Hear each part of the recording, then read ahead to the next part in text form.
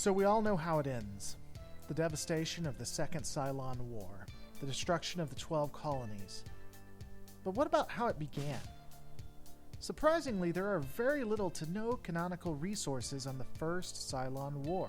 We have what we know from BattleStar Galactica Reimagined, the movies from BattleStar Galactica Reimagined, and Caprica. So there's not a lot to get our hands on to say that this really was the lore. In lieu of that, we'll be talking about the First Cylon War through the eyes of the game BattleStar Galactica Deadlock, who, by the by, were nice enough to let me have a copy of their game to look at their interpretation of the lore. So let's just get into it.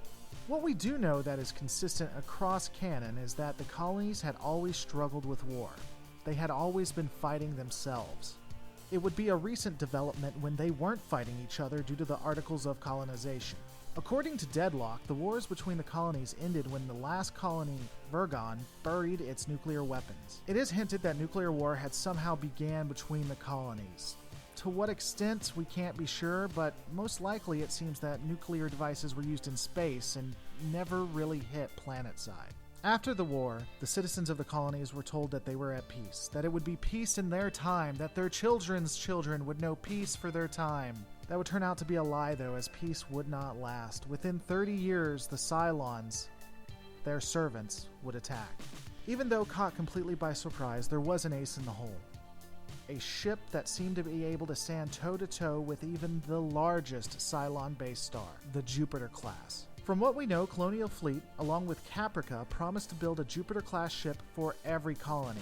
Of course, this came in return for them signing the Articles of Colonization. Nothing like being forced to sign something so that you can defend yourself. That's truly what brings people together, am I right? Colonial Fleet had only been able to build the first 5 ships, the latest one on its way to PyCon, when the news had come. The Cylons had attacked PyCon proper. Entire cities were devastated, and worse yet, the Colonial Fleet headquarters had been utterly destroyed. This was a blow for the colonies and Colonial Fleet. This massive attack would spark questions of the ability of Colonial Fleet to defend the colonies. It would even embolden elements who wanted to rebel against the Articles of Colonization. Sure, there had been conflicts before.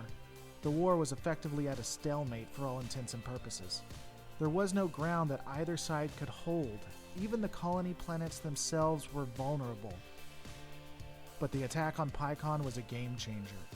With most admirals dead or missing, it fell on Lucinda Kane to retake the fight and start to win this war. There had been no admiral like her before, and she intended to win.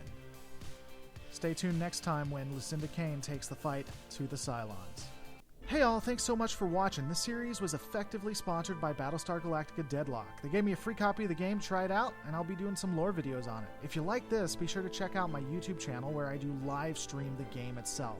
Now, I won't only be sticking to the game lore, I'll be doing more on BattleStar Galactica itself, but when it comes to the First Cylon War, Deadlock's where it's at. I'll also be having a review coming out on Friday, so stay tuned for that, and guys, I will see you on the next Lore Reloaded.